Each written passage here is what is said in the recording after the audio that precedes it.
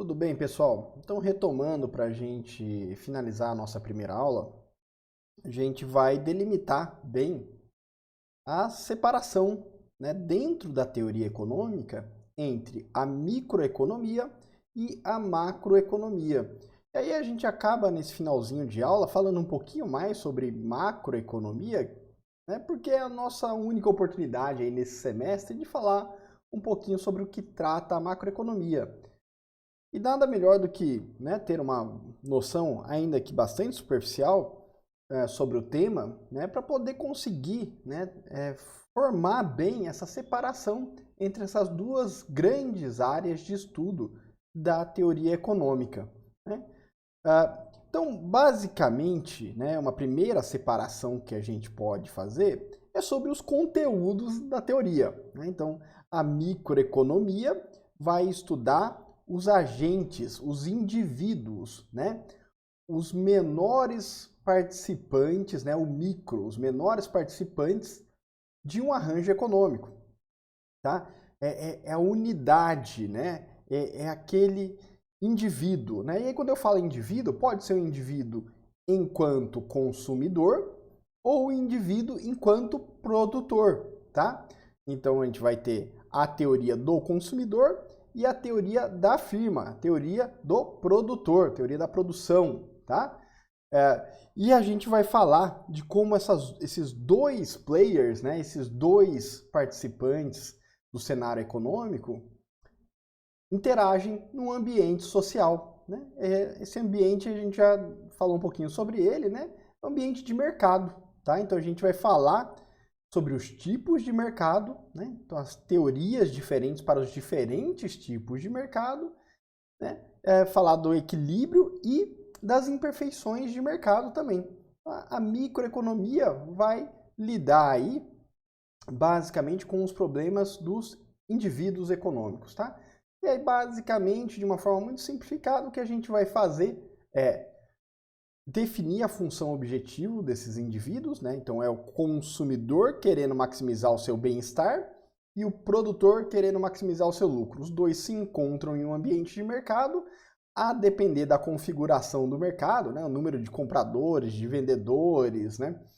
Tipo de informação, custo de procura, né? Então são vários fatores que vocês ainda não, né, dominam muito bem, mas vão dominar durante o nosso curso e vão determinar aí o equilíbrio nesse ambiente de mercado onde interagem esses dois agentes representativos e foco de estudo da microeconomia. Por outro lado, na macroeconomia, o que a gente tem é o estudo dos agregados econômicos. A gente para de olhar para o indivíduo econômico, né, o homo economicus, e passa a olhar para os grandes agregados econômicos, ou seja, é aquela teoria que tenta compreender os rumos de agregados econômicos. O que é o agregado econômico, por exemplo? Né? Todos os consumidores. Né? Como é que está o consumo das famílias? Como é que está o nível de emprego? Como é que está o PIB? Como é que está a inflação? Né? Enquanto na microeconomia eu olho para o preço de um determinado produto, um determinado tipo de empresa, né? Na macroeconomia, eu olho para o índice geral de preços, né? Como é que está evoluindo todos os preços da economia, né? Mensurado, por exemplo, por um índice de inflação, tá? Como é que está a produção de uma determinada indústria, né? Qual que é o ponto de equilíbrio, o ponto de máximo lucro de produção para uma indústria? Problema da microeconomia. Como é que está a produção de todas as indústrias, né? De todos os setores, né? De serviço, indústria, extrativa, agropecuária, tudo junto num país. Né? Eu olho para o PIB, Produto Interno Bruto, tudo que é produzido internamente no país, né? Dentro do país. Tá? Então, as variáveis de interesse, as teorias da macroeconomia envolvem os agregados econômicos, tá bom? Então a gente vai, né, ter variáveis de trabalho diferentes na micro e na macroeconomia. Na microeconomia, a gente vai estar falando de preço de um determinado produto, né, de um determinado serviço, a gente vai estar falando de quantidades para uma determinada indústria, para um determinado consumidor, vai estar falando de lucro, né, que é o problema da empresa, tá? Vai estar falando de utilidade, que é aquela medida de bem-estar que a gente já falou um pouquinho sobre ela e vai falar muito já na próxima aula, tá? Vai falar de restrição orçamentária, ou seja, qual que é o limite ali das possibilidades de consumo de um indivíduo no ambiente econômico, vai falar dos tipos de mercados, falar dessa tal de elasticidade aqui, a gente vai aprender o que que é isso, né? É uma medida aí de sensibilidade da demanda, quão sensível é a demanda a variações na renda, no preço do produto, tá? E na macroeconomia, por outro lado, a gente fala, né? E vocês vão ver isso só lá no semestre que vem com o professor Vitor em maiores detalhes, né? Da produção, da renda, do investimento, né? Poupança geral, né? Não é a poupança de uma pessoa, é a poupança de todos os brasileiros, né? É o nível de investimento do país, né? Setor privado e setor público. É o nível de emprego e desemprego, né? Dentro do país. É a inflação. Inflação é a representação geral, né? É a evolução dos preços de forma generalizada. Como é que estão evoluindo todos os preços? Em média estão subindo? Quanto estão subindo, né? Não estou mais falando do preço de um produto, né? De uma indústria em um determinado tipo de mercado. É o nível de preços geral, né? É aquele tipo de economia que vocês estão mais acostumados a ver nos jornais, tá? Em notícias. É a macroeconomia um pouquinho, ela, né, por trazer aí indicadores mais gerais, ela é o que dá mais aí manchetes, né, em jornais, principalmente quando a gente não estiver falando de jornais especializados em economia, tá? A gente vai falar sobre mercado externo, importações e exportações, né, o total de importações, total de exportações de um país, no máximo análise setorial, tá? Vai falar de moeda, de câmbio, tá? Política monetária, política fiscal, tá? Então isso aí são temas da macroeconomia. E por que a gente estuda primeiro a microeconomia e depois a macroeconomia? Por que está assim lá no livro do Mankiw, no livro do Krugman, né? Qualquer bom livro de introdução à economia? Porque a microeconomia vem primeiro se a gente está acostumado a ler lá no jornal mais notícias de macroeconomia. Talvez não fosse mais familiar para a gente começar falando da macroeconomia? E a resposta é simples, né? A microeconomia vem primeiro porque a teoria macroeconômica contemporânea, ela é microfundamentada. Ela é fundamentada na microeconomia. Então, os resultados dos agregados nada mais são do que a soma dos resultados dos indivíduos, né? Como é que está evoluindo o PIB do país? Depende de como é que está evoluindo a produção de cada uma das empresas do país. Como é que está o consumo das famílias? Como é que está o mercado de trabalho? Então, toda a teoria macroeconômica contemporânea, ela é microfundamentada. Ela não contradiz a racionalidade desenvolvida na microeconomia. Então, é interessante a gente entender primeiro a parte, né, o micro, e depois fica muito mais fácil a gente pensar qual que seria o resultado agregado, né? Então, entendendo bem a micro, a gente tem aí uma boa chance de entender também a macroeconomia. No passado não era assim, né? As duas teorias, às vezes, elas descolavam um pouco. Havia estudos e desenvolvimentos que focavam única e exclusivamente na macro, sem estarem preocupados com a fundamentação da microeconomia. Então, podia ser que alguém estivesse defendendo algum caminho, alguma política econômica em nível macro, mas que fosse, né, contraditória com o que diz a teoria microeconômica. Não é mais assim hoje em dia, né? Então, hoje em dia, a gente entende bem a micro, entende como é que esses agentes se organizam no ambiente de mercado, para em seguida, né, aplicar na macroeconomia.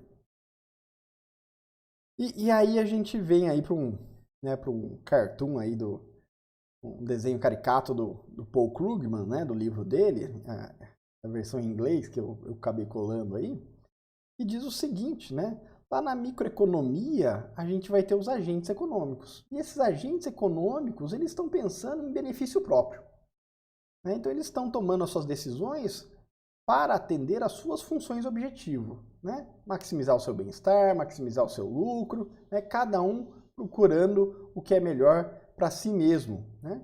E aí a charge aqui do lado nos diz o seguinte, olha, né? Será que, né, que cada pessoa, né, buscar o seu ótimo, buscar o melhor para você, né, para si mesmo, né, para cada um, leva o mundo, né, leva o agregado, leva a macroeconomia, leva o país inteiro para o que é melhor para todos, né? Então ele deixa aí essa questão, né? Se cada um estiver preocupado só, né, com ele mesmo, né, tomando as decisões em benefício próprio, né, otimizando ali as suas funções e objetivos, isso daí gera o bem-estar geral da nação, né? Então essa é a primeira provocação que o Paul Krugman coloca aí para a gente começar, né, a entender essa relação que vai existir da teoria microeconômica, ou seja, cada um preocupado com a sua própria função objetivo, né? E aí, na hora que a gente somar, o resultado é o que é o melhor para a coletividade? Então, a primeira provocação, e a gente vai ver em algumas situações sim, em outras não necessariamente é essa a solução, tá? Então, a teoria econômica, né, a microeconomia vai nos ajudar a compreender esse resultado, que é um resultado macro, né, que é um resultado para todo mundo. Então, pessoal, como a gente vai ter aí um semestre inteiro para falar de microeconomia, vamos fechar a nossa aula de hoje falando um pouquinho só de macroeconomia. Assim, talvez fique mais fácil para vocês entenderem se determinado tema, né, ou questão que surge na cabeça de vocês durante esse curso, vai ser respondida no nosso curso de microeconomia ou se vai ser respondido no semestre que vem no curso de macroeconomia, tá?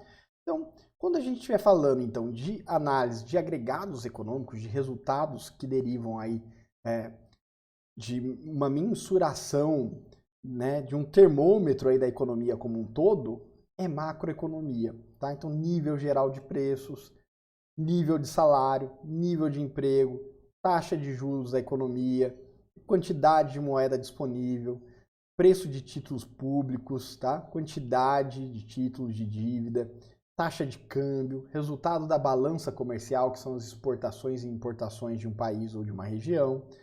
Tudo isso daí é variável de estudo lá na macroeconomia, tá? Política econômica, né? Política econômica, a gente vai falar um pouquinho na aula de hoje sobre, né, um tripé aí macroeconômico, né, que muita gente chama assim, né, que é política fiscal, política monetária e política cambial, tá? Essas políticas, elas são características da teoria macroeconômica. Então é na macroeconomia que vai ir mais a fundo, né, em discussões desse tipo, tá bom? O que tem de política para ajudar a reduzir a inflação, a combater o desemprego, né? A ajustar as contas do governo? São questões mais afeitas aí à macroeconomia. Isso quer dizer que a gente não vai tocar nesse tema na microeconomia? Não, a gente vai falar sim, mesmo porque conceitos que são desenvolvidos na microeconomia são fundamentais para a compreensão dessas políticas.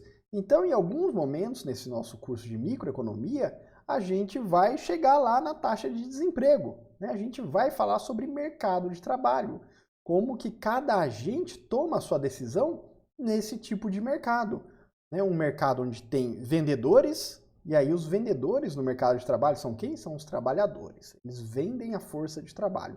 E tem os compradores, né? Quem são os compradores, né, no mercado de trabalho? Quem são os consumidores ali? Os consumidores são as empresas. Elas consomem trabalho, né? E esse é o mercado. A gente vai estudar características desse mercado e a boa compreensão desse mercado vai ajudar a compreensão de análise de políticas de emprego e desemprego, né? De mitigação, por exemplo, do desemprego, tá bom? Então a gente vai sim tocar nesses temas, né? A gente vai entender de precificação, né? E aí a gente está falando de preço, a gente tem isso aí tem alguma relação sim com a inflação, né? A gente vai falar sobre diferentes tipos de mercado, né? E o mercado internacional é um mercado, né? O mercado de exportações e importações é um mercado, né?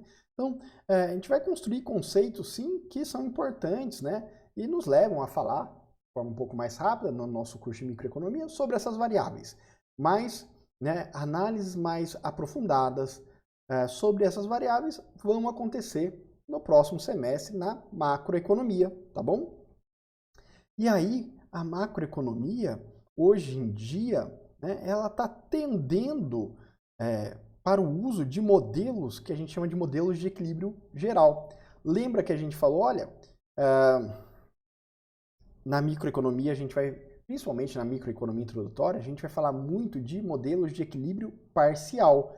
A gente vai olhar, né, para problemas isolados do restante, né, do arranjo social e econômico que envolve e afeta esses problemas que estão sob a nossa lupa na microeconomia. Lá na macroeconomia, cada vez mais os economistas, os estudiosos da teoria econômica têm percebido que boas análises são feitas no ambiente de modelos de equilíbrio geral, né? Então, se eu quero saber exatamente o que vai acontecer com o PIB, né, que é a produção total de um país, com as exportações de um país, com a inflação, é interessante eu ter aí um modelo mais completo possível, né? E modelos dinâmicos. Então, muita matemática, modelos grandes, e aí eu estou falando de dezenas e às vezes centenas de milhões de equações, né? Dentro de um único modelo, tá? E hoje em dia, né, graças aí aos avanços computacionais, a gente consegue, né, simular a economia no ambiente computacional. Tá? Então, a gente dá choques em algumas variáveis e vê qual que é o resultado final, considerando que o nosso modelo foi construído com base na racionalidade que representa bem a sociedade que a gente está, né, querendo aí acompanhar, estudar. Tanto na microeconomia quanto na macroeconomia, a gente vai falar, né, a gente vai ter agentes econômicos. A gente vai ter agentes representativos, tá? Ciência social aplicada. Cada pessoa tem as suas preferências, cada pessoa tem a sua maneira de pensar, sua maneira de tomar suas decisões no ambiente econômico. Mas para a gente compreender esse ambiente, a gente vai falar de agente médio, né? Ou maioria dos agentes, né? Então a gente vai falar de um comportamento médio para compreender a teoria, a racionalidade. Pode ser que uma pessoa, né, tenha uma lógica um pouco diferente, pode ser que sim, né? A gente vai ter agentes representativos, tá? Na microeconomia e também na macroeconomia, tá? A gente vai trabalhando com resultados representativos do todo, resultados médios, tá? Por ser uma ciência social aplicada, não vai haver determinismo, né? Então a gente não vai conseguir prever com exatidão qual que é o resultado final, mas a gente pode ter sim boa capacidade preditiva e de compreensão do mercado e da economia, tá bom? Voltei aqui para o slide anterior, né? Aqui tem uma frase muito importante que eu esqueci de falar, tá? Se a gente tem um modelo que tem uma capacidade preditiva muito ruim, ele está divergindo muito dos resultados observados no mundo real, significa que deve ter algum problema aí nessa nossa teoria, né? Que fundamentou esse modelo. Então, talvez seja o momento de, né, reajustar a teoria e aí buscar fundamentos. Esses fundamentos muitas vezes passam por uma visita na microeconomia, tá bom? Agentes econômicos. Então, na macroeconomia, a gente vai ter aí uma lista de agentes, né, que vão aparecer nas análises macroeconômicas, tá? E esses agentes têm funções relacionadas com as suas funções objetivos da microeconomia. Bom, vamos falar um pouquinho sobre cada um desses agentes aí. Os indivíduos, famílias, né, são aqueles que vendem a força de trabalho. Tá? Eles vendem a força de trabalho que possuem e consomem produtos finais. Tá? Então, eles estão ali buscando maximizar o seu bem-estar, vendendo o que eles têm, que é a força de trabalho, e consumindo produtos finais. Né? Aqueles indivíduos ou famílias que, além de vender a força de trabalho, investem, né, ou seja, adquirem capital produtivo, são chamados de investidores. Tá? Eles buscam aí, né, maximizar o retorno dos investimentos. Tem também os produtores que organizam o trabalho, né, que organizam a produção, né, agrupam ali os fatores de produção, trabalho, capital e terra, né, gerem esses fatores de produção e tem aí como função objetivo a maximização dos lucros, tá bom? Tem o governo, importantíssimo, principalmente na macroeconomia, quando a gente está estudando aí os impactos, né, de movimentação de agregados econômicos. O governo ele é um participante muito importante e grande nas economias, não é só no Brasil, não, né? No mundo inteiro. Na maioria dos países, o governo tem uma participação muito expressiva no resultado final da economia. Tá? Basicamente, eles tributam, né, taxam para conseguir recursos e aplicam esse recurso que eles obtêm né, com a arrecadação fiscal em manutenção dos serviços públicos, investimentos e consumo, tá bom? Pode ter também políticas de subsídio, redistribuição de renda promovidas pelo governo, tá bom? Então, o agente é muito importante. Ele é importante na microeconomia também. A gente vai ver como é que esse governo afeta, né, mercados, a ação dos agentes microeconômicos, mas ele aparece com muita frequência nas análises macroeconômicas, tá bom? Ele tem uma função objetivo? Teoricamente, sim. Né? Então, teoricamente, sim. Teoricamente, ele está ali para, né, minimizar as imperfeições de mercado, ou seja, regular mercados que não geram o maior bem-estar possível através do livre mercado, né, da livre atuação das forças de mercado, e prover alguns serviços. Né? Então, ele teria aí que buscar maximizar o bem-estar social, tá bom? Né, a gente sabe que não, pelo menos na teoria é assim, a gente sabe que nem sempre o governo é capaz, né, ou está querendo atingir esse objetivo, tá bom? Pelo menos na teoria ele vai ter esse papel, e aí quando ele descolar da teoria, né, a gente vai falar, olha, o que está errado no governo, né, que não vai levar a gente para, né, um ótimo de bem-estar social. É um tipo de análise macroeconômica. Bom? Ou qual que seria a estratégia para levar para o bem-estar máximo, né? Às vezes pode ser por uma questão política ou de caráter de governo, né? Ou pode ser simplesmente desconhecimento mesmo da teoria econômica, tá? Acreditem, isso acontece, né? Então tem pessoas, tomadores de decisão no governo que não compreendem bem o funcionamento da economia. E aí tomam decisões, né, pautados em informações, em conceitos errados. Tá bom? E tem também o setor externo. O setor externo é a relação entre países. Né? São as exportações e importações, é o comércio internacional.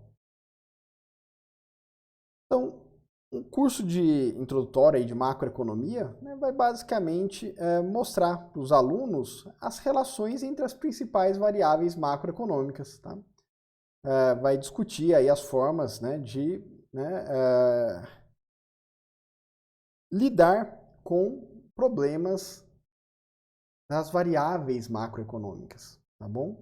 Então, a macroeconomia vai ter esse enfoque aí sempre no agregado. Tá bom?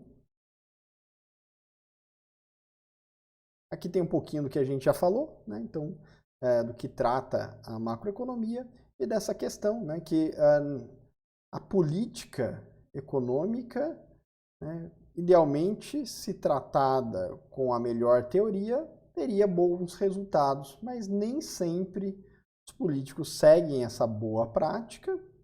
Pode ser por desconhecimento, pode ser por opção mesmo, política, né?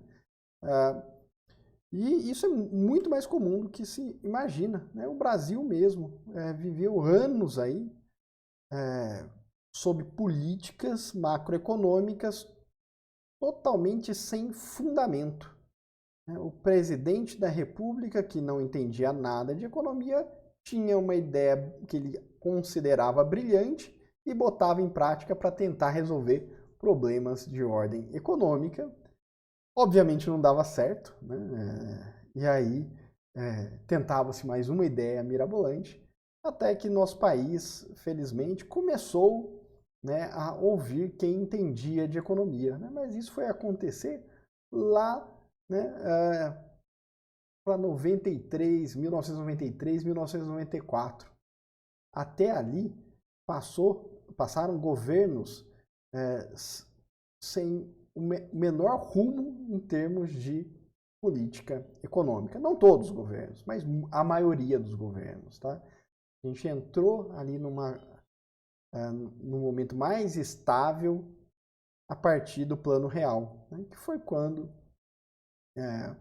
Fernando Henrique nem era presidente ainda, foi, né, buscar aí conhecimento na academia e na teoria econômica. Na macroeconomia, os mercados estudados são basicamente esses apresentados no slide, né? Mercado de bens e serviços, onde a gente fala aí, né, do nível de produção, nível de preços da economia. Mercado de trabalho, onde a gente vai estar olhando para emprego, desemprego e salário, produtividade do trabalhador.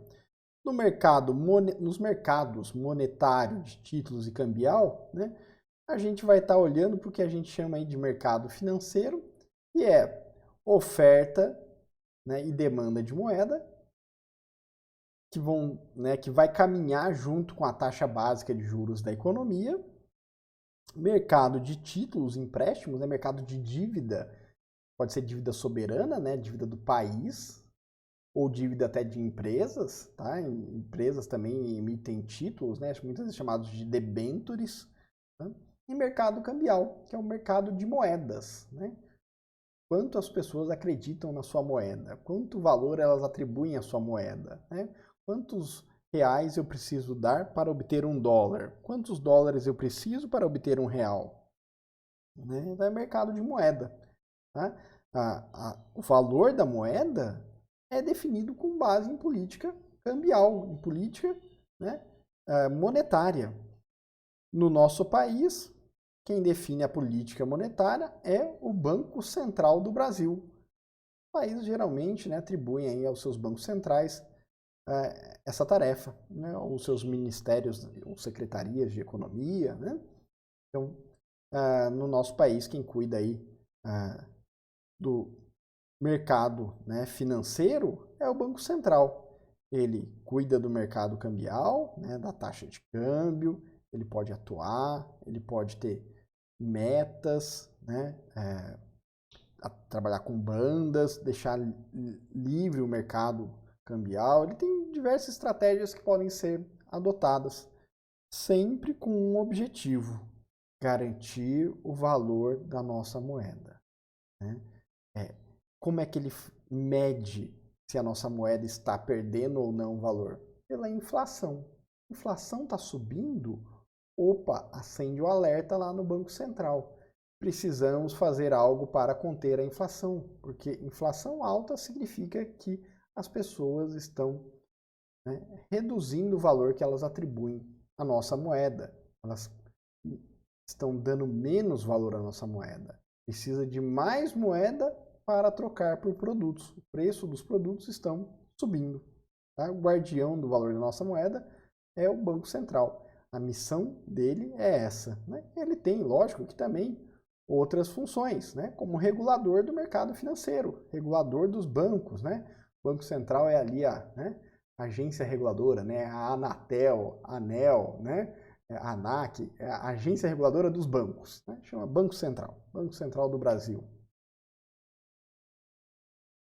E olhando para esses mercados, né, e para a atuação da política macroeconômica, alguns objetivos típicos de discussão na teoria macroeconômica são esses aí, né? Estabilidade de preço, combate à inflação, políticas de estímulo, né, ao crescimento econômico e desenvolvimento, a questão da distribuição de renda, né, o nível de emprego. Então são questões afeitas aí à macroeconomia. estabilidade de preços. Então, por que é importante, né, cuidar da inflação? Então, primeiro, de uma forma bem simples, o que é inflação? Aumento contínuo no nível geral de preços. Tá? Então, perda de valor da moeda, aumento dos preços. Né? Como é que é medido? Medido por índices de preço. Tá? Vou deixar um videozinho depois para vocês que explica direitinho como é que é calculado os índices de inflação ou índices de preço, mas basicamente são visitas corriqueiras, né, aos vendedores, né, ao supermercado, aos mercados, às lojas, à internet, pesquisa-se os preços e vê a variação entre um mês e outro, né, e são definidos pesos, né, então quanto é importante no índice de preço cada um dos itens, né. Então vocês já devem estar imaginando, poxa, gasolina deve ter um peso alto, enquanto picles deve ter um peso baixo, né? Afinal de contas, na média, a população gasta mais dinheiro com gasolina do que com picles, né? Gasta mais dinheiro com arroz do que com picles, né? Então tem os pesos também. Então a variação de preços, em termos percentuais, é ponderada, tá? O cálculo, às vezes, envolve ali algumas formulinhas um pouquinho mais sofisticadas, mas não é o caso aqui explicar, apenas compreensão do que seria a inflação. Né? O que isso pode causar? Inflação. A inflação pode causar muitos males, desde males operacionais, né, necessidade de remarcação constante de preço, pesquisas constantes de preço, né, manutenção de dinheiro em banco para que ele não perca valor, até complicações mais sérias, do tipo, né, causar maiores distorções na renda das pessoas. Tá? Então, aqueles que consomem a maior parte da sua renda, aqueles de menor renda que precisam gastar a maior parte do salário durante o mês, ou seja, sobra pouco dinheiro para poupar e investir, né, são mais sujeitos aí aos malefícios da perda de valor do dinheiro. Aqueles que conseguem colocar uma parte do dinheiro no banco, as aplicações, os investimentos, geralmente remuneram acima da inflação. Existe, né, juros real positivo. Né? Deixar o dinheiro no banco garante que ele não perca o valor. Né? Mas se você está sempre, né, tendo que consumir, você tem, né, poucas chances de investimento, a bancarização é pequena, né? Não sobra dinheiro para você fazer bons investimentos, você tem que estar ali, né, correndo contra o tempo para consumir enquanto o preço está baixo.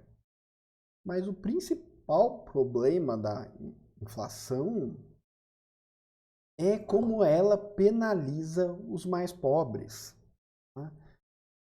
Vamos pensar na seguinte situação, né? Vamos colocar aqui em análise como a inflação pode ser um problema para o dono do supermercado, ou o dono da concessionária de automóveis, e como a inflação pode penalizar, por exemplo, alguém que trabalha como chapeiro no McDonald's, né, na lanchonete, ou na limpeza de alguma empresa.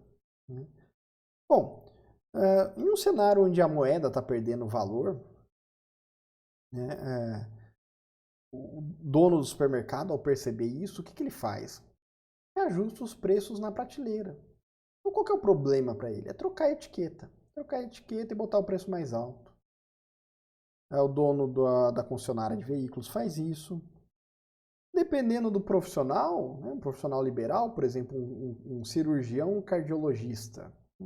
Cirurgião cardiologista no interior de Minas Gerais, em Itajubá. Né? Tem poucos, né? Olha, precisou de fazer uma cirurgia no coração, né? A gente nem faz cirurgia no coração aqui, né? Mas precisou fazer um exame mais complexo no coração, você não tem opções, né? São poucos médicos que fazem. E aí é aquela coisa, ele é formador de preço, é o que a gente fala, ele é formador de preço, ele é monopolista, né? Então ele fala, olha, né, você está com problema aí no coração, você quer fazer a cirurgia, né? Olha, o mês passado era 10 mil, mas como o preço de tudo está subindo, a escola do meu filho, a supermercado, agora esse mês é 15 mil, né, a operação no coração. E aí ele fala, esse é o preço, quer, tudo bem, não quer, morre. Né? não é tão simples assim, né? Tem a saúde pública e tal, né? Mas é um exemplo aí do poder do monopólio, né?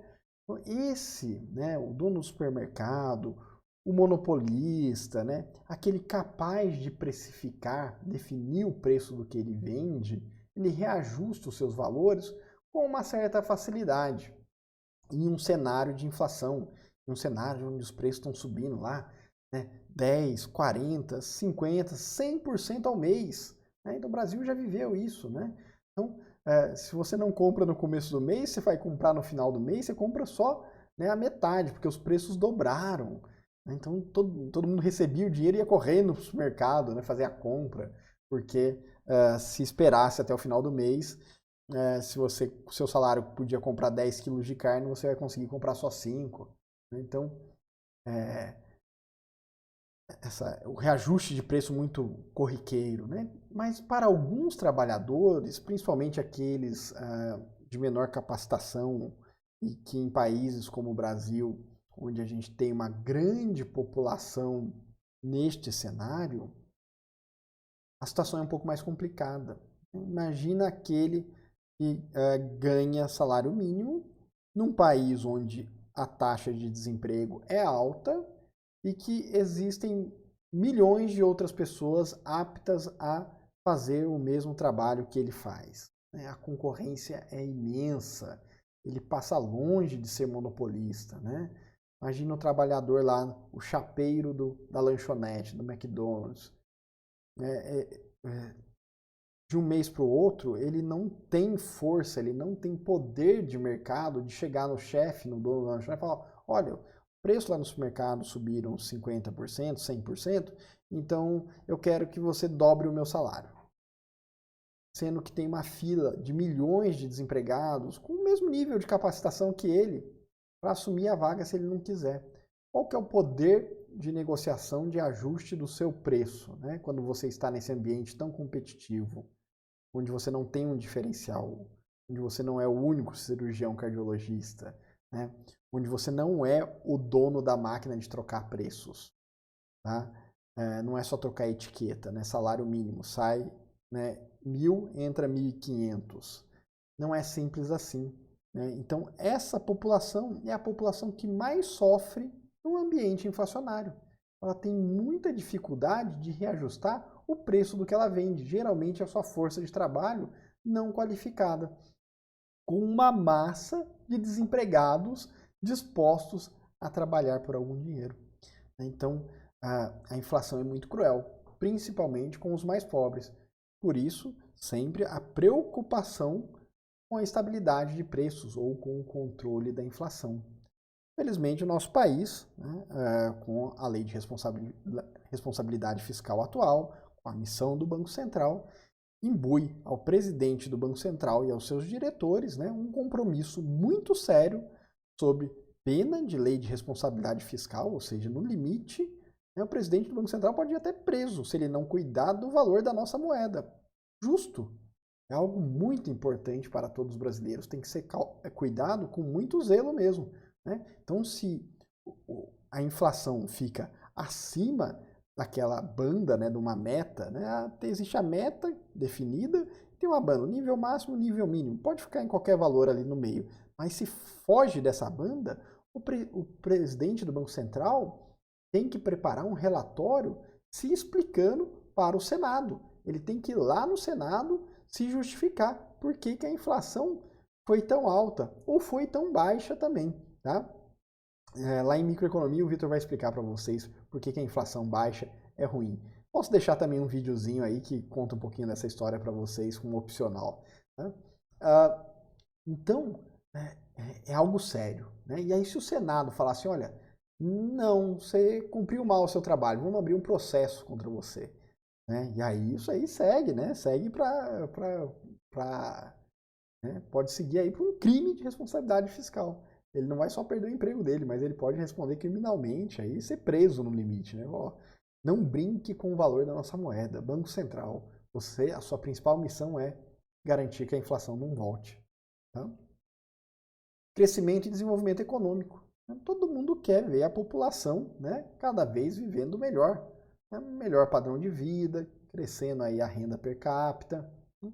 Então, é uma questão aí de olhar para o agregado da renda da nossa população e traçar políticas que estimulem esse crescimento. Por isso sempre aquela história, né? PIB cresceu, PIB não cresceu, né? Às vezes a gente vê umas bobagens, né? A gente fala assim, eu não como PIB. Lógico que você come PIB, né? Você come arroz, arroz foi produzido, né? E aí gerou PIB, gerou produção, né? Então, PIB é sim muito importante. Olhar para o crescimento é olhar para a riqueza. Né? E a gente já falou um pouquinho no começo, na primeira parte da nossa aula, que vai estar associado diretamente com a produtividade. Né? Então, quanto mais capacidade de geração de valor adicionado, maior será a nossa, né, riqueza, tá? A nossa capacidade de produção aí de renda. Tá? A questão da distribuição de renda, né? A gente falou um pouquinho já também na primeira parte da nossa aula, né? Existe aí a questão o trade-off entre eficiência e equidade, né? E a gente já tocou um pouquinho nesse assunto, né? Às vezes ganhos de produtividade estão associados, por exemplo, a poder de monopólio, a ter um agente grande, né? Domina o mercado, e aí isso permite ele níveis de produtividade maior, né? Ganhos de escala. Quanto maior ele fica, mais produtivo ele fica. Questões de diferenciação de produto, está ligado à produtividade, poder de mercado, né? Então, tudo isso são problemas afeitos aí à economia, à macroeconomia. Então, distribuição de renda é estudado, né, na macroeconomia. A manutenção do alto nível de emprego. A gente sabe que desemprego não gera só problema econômico, talvez seja o principal problema, mas gera até problema psicológico. Né? As pessoas ficam deprimidas, né, desalentadas. Então é um problema muito sério. Portanto, está sempre aí permeando as discussões da macroeconomia. E como é que o governo atua para poder atingir esses objetivos? Né? Controle da inflação, crescimento, melhoria dos problemas de desigualdade. Né? Então, como que o governo, quais são os instrumentos que o governo tem para atuar em termos de política macroeconômica? Ele tem basicamente a política fiscal, a política monetária e a política cambial. Tá? Fala rapidinho só um pouquinho o que é cada uma dessas políticas. Política fiscal, quanto que o governo arrecada e como ele arrecada, como ele configura os impostos, as taxas e como ele gasta. Como e quanto. Né? Então a gente já sabe, olha, o governo está gastando mais do que arrecada. Opa, ele vai estar gerando o que a gente chama de déficit. Faltou dinheiro. E aí provavelmente ele vai ter que recorrer à política monetária para resolver esse problema. E aí ele vai precisar de dinheiro. Pode pegar dinheiro emprestado. Né? Lá na política monetária ele tem a opção de tomar dinheiro emprestado. Governos podem pegar dinheiro emprestado com bancos? Podem, não tem problema nenhum, pegam com bancos internacionais, né? Mas os fundos, né? FMI, Banco Mundial, BID, né? Bancos aí que emprestam para governos. É um pouquinho diferente dos bancos comerciais que a gente está acostumado, mas pode. Mas a forma mais comum de governos tomarem dinheiro é pela emissão de títulos da dívida pública. Ele vende papéis, né? Hoje em dia não são mais papéis, são certificados eletrônicos, né? Mas a ideia é que seriam aí papéis com compromisso de pagamento de dívida, né? Estaria lá escrito nesse certificado eletrônico, ó, governo brasileiro, né, deve para você X reais que será pago no dia, né? XX do mês YY do ano WW, né?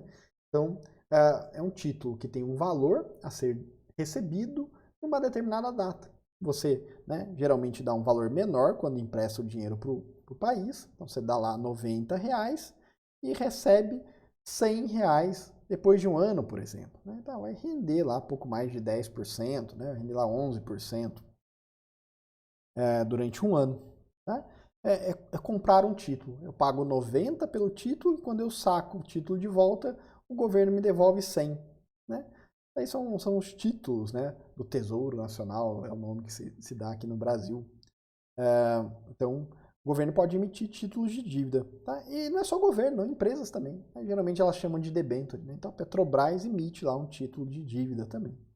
É uma outra forma de captar recursos e muito interessante e importante quando a gente está falando de grandes quantidades de recursos. Tá? O governo precisa de dinheiro, ele não precisa de R$ 1 milhão, R$ 2 milhões. Né? A gente está vivendo aí no Brasil, nos últimos 4, 5 anos, déficits anuais da casa de 120, 150 bilhões de reais todo ano. Né? Falta, tem que pegar lá. E imagina só ir num banco e pedir tanto dinheiro assim. É difícil o banco ter tanto dinheiro para emprestar. E aí ele dilui essa dívida. Né? Então ele vende ali papeizinhos de R$ 100, R$ 30, né? R$ 200, são esses títulos. E cada um compra ali, alguns compram, os mais ricos compram muitos, os mais pobres compram um pouquinho, né? E emprestam dinheiro e formam todo esse montante de dinheiro que o governo está gastando além do que ele arrecada. Tá? Então é muito dinheiro. Tá? Isso fora a rolagem da dívida. Tá? Então o Brasil, por ano ali, 120, 140 bilhões de dinheiro emprestado nos últimos anos. Né? E algumas empresas também, né? Petrobras vai lá, pré-sal, tem que perfurar, botar plataforma em operação. Preciso de 10 bilhões de reais, 20 bilhões de reais. Né? É difícil bater na porta do banco e falar, olha, me empresta aí 20 bilhões de reais. Não é 20 milhões, não. É 20 bilhões de reais. Emite títulos. É uma opção também. Né?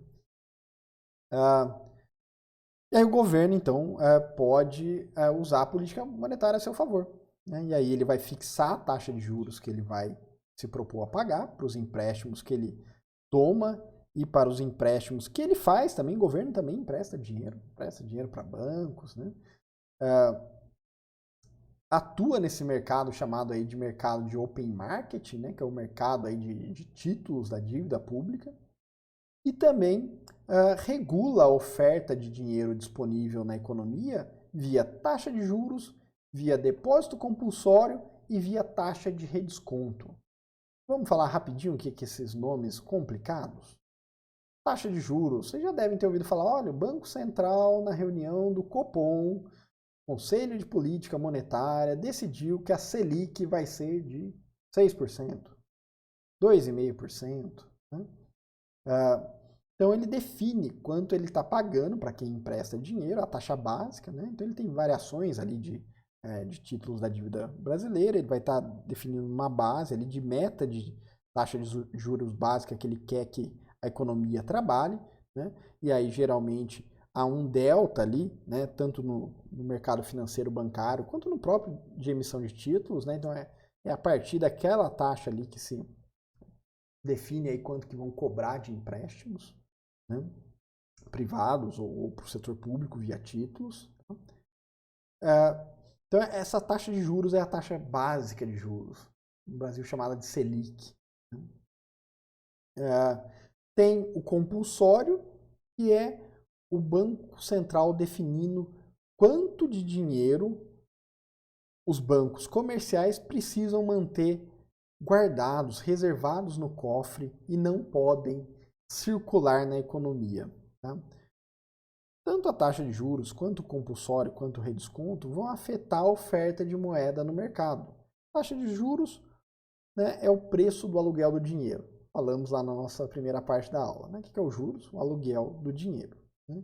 Então, se o aluguel do dinheiro está caro, vai ter menos pessoa tomando dinheiro emprestado. Né? Então, diminui o dinheiro em circulação. Compulsório. Alguém vai lá e deposita R$ 100 no banco.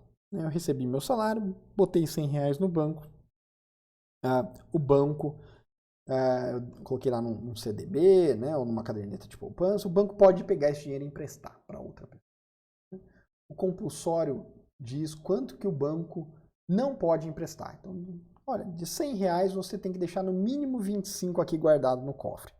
para caso as pessoas queiram sacar o dinheiro, né, retomar esse dinheiro, você tenha algo no cofre para devolver. Porque se emprestar tudo e alguém vier aqui sacar, vai falar, ih, já emprestei seu dinheiro para outro. Agora você espera eu receber lá do outro para eu te devolver. Não, não funciona assim. As pessoas às vezes precisam de dinheiro à vista, né? Precisam de dinheiro ali, um saque no dia, né, imediato.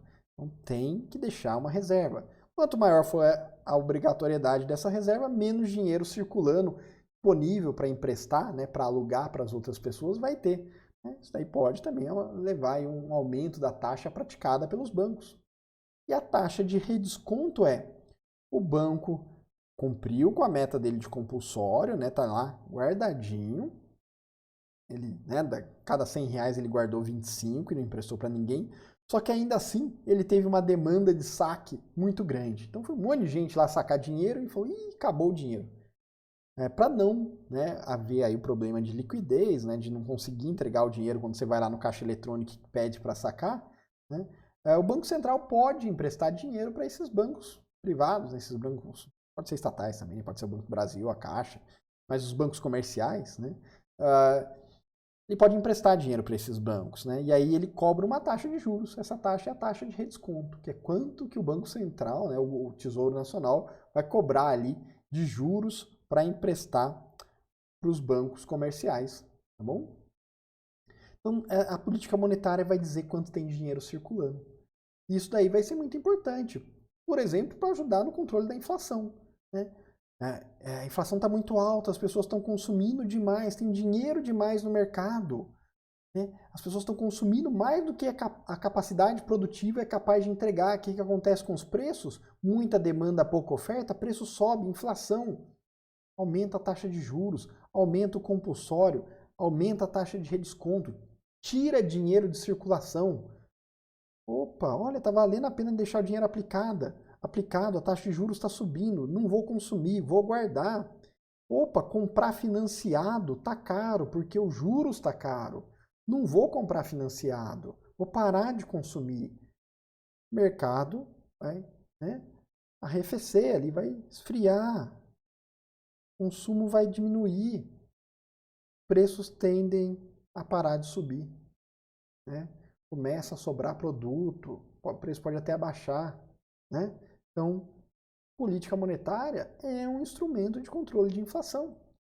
É um instrumento que auxilia o problema fiscal. Estou precisando de muito dinheiro porque eu gastei demais e não tenho como pagar, né? Eu sou um governo gastador, arrecado pouco e gasto muito. Preciso de dinheiro emprestado. Opa, para conseguir convencer alguém a me emprestar, preciso subir a taxa de juros. E as pessoas estão ficando com medo de me emprestar dinheiro, porque pode ser que eu não consiga pagar, né? Minha dívida está crescendo demais. Vou ter que aumentar a taxa de juros para aumentar a entrada de dinheiro via venda de títulos de dívida pública. Política monetária vai auxiliar o controle da inflação, vai auxiliar as contas da política fiscal. E a política cambial e comercial, né? Como é que a gente vai definir o valor da nossa moeda em relação às outras moedas do mundo? Tem a ver com inflação também, né? Recentemente no Brasil o pessoal está aí, olha, o preço do arroz está subindo, o preço do feijão está subindo, o preço da carne está subindo, a carne de vaca, a carne de boi, o frango, o porco, está tudo subindo. Uma das razões é a desvalorização recente do real. A gente estava lá com o real flutuando no começo de 2020 a 3,90, 4, né? Final do ano passado, de repente está 5,50. Um aumento de 30%, uma perda de valor de 30% no real, precisa dar 30% a mais em reais para conseguir comprar o mesmo $1. Nossa moeda perdeu o valor no mercado internacional por diversas razões. Estamos com uma taxa de juros muito baixa, a mais baixa da história do país, né? O Banco Central, né, definiu a taxa básica lá na casa dos 2%, né, 2,5%, foi baixando, né, durante o começo do ano ali, né? E aí, o investidor internacional faz o quê? Eu botava dinheiro lá no Brasil porque rendia bem. né? Agora, como não é um país meio arriscado, não estão pagando tanto, tira o dólar. Pega, né? O dólar e leva embora. Né? Se você tinha reais, troca por dólar e leva embora. Começa a, né, ficar escasso a moeda americana aqui, o dólar. Todo mundo está tirando, está trocando reais por dólar para levar embora. Porque ninguém quer levar reais embora. Ninguém aceita reais aí no mundo afora. Né? Aceita dólar. Né? E aí, usa os reais para comprar dólar, fica escasso o dólar, o preço do dólar sobe. Né? A confiança no governo, né? Escândalo de corrupção, governo cambaleando, né? As contas públicas desajustadas, um pouco de populismo, e aí? Né? Insegurança. Então, tudo isso daí, né? Vai afetar o câmbio. Afeta o câmbio. O que o Banco Central pode fazer? O Banco Central pode atuar nesse mercado. Ele pode jogar dólar no mercado para... O Banco Central tem muito dólar guardado. Né? O Banco Central do Brasil, né, infelizmente, está aí com uma reserva bem gordinha, né, de dólares. Jogar dólar, o preço do dólar cai. Ele entende que não é o momento, a inflação ainda está razoavelmente sob controle. Razoavelmente. O índice de inflação está meio degenerado aí. Né? Está maquiado por uma ponderação anterior à pandemia. Né? No vídeo que eu vou deixar esse para você, a gente vai falar um pouquinho sobre isso. Então, a política cambial também tem a ver com inflação. Né? Se o real desvalorizar, os preços sobem. Mas sobe só o preço do importado, né, professor? Não, não sobe só o preço do importado. Sobe do exportado também. Né? O Brasil produz muito frango. A gente não importa frango, a gente exporta frango. Manda frango para um monte de lugares aí no mundo. O Oriente Médio consome um monte de frango nosso, a Rússia consome frango, a China consome frango brasileiro. A gente vende frango pra caramba aí fora. Né? E aí o dólar ficou mais caro e o preço do frango sobe. Sobe, porque no mercado internacional o quilo de frango custa $1. Né? E o produtor de frango, ele vai vender por $1. Né? Se o dólar vale R$ 3,90, R$ 3,90, ele pode vender para quem está lá no exterior por $1, recebe $1, troca por R$ 3,90. Ou pode vender aqui dentro por R$ 3,90, né? Um quilo ali no atacado do produtor, né? Um frango com osso. Se o dólar sobe para 5,50, se ele vender por $1, lá fora, ele vai, na hora que trouxer esse dólar aqui para dentro, ele vai trocar por 5,50. Ele vai querer vender aqui dentro por 3,90? Não. Ele pode vender por $1 lá fora, né? Então ele vai subir o preço interno também. Não, eu posso vender aqui dentro. Mas é $1, é 5,50 agora, não é mais 3,90. Então, sobe o preço, inclusive, das coisas que a gente exporta. Né? Então, isso daí tudo isso tem a ver, por exemplo, com o controle de inflação. Né? Tem a ver com o nível de emprego. Né? Então, olha, a moeda brasileira está desvalorizada, né? O dólar é capaz de comprar muitos reais. O produtor de frango pode falar assim, olha, na verdade...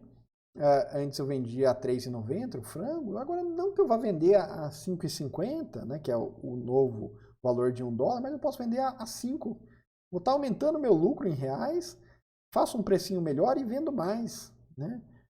E aí o real ficou barato comprar produtos brasileiros, né? Estimula a produção, aí ele vende frango pra caramba, em vez de vender por $1, agora ele vende por 95 centavos de dólar, 90 centavos de dólar, continua ganhando o suficiente para pagar a sua produção aqui, né, e vende mais, né, e gera emprego, não é favorável, né, um câmbio mais desvalorizado, a geração de emprego, mas também é favorável à inflação, tem que ter um equilíbrio, tem que medir bem as políticas cambial e comercial para a tomada de decisão e, né, às vezes, só com o olho na evolução do nível de emprego, eu esqueço da inflação.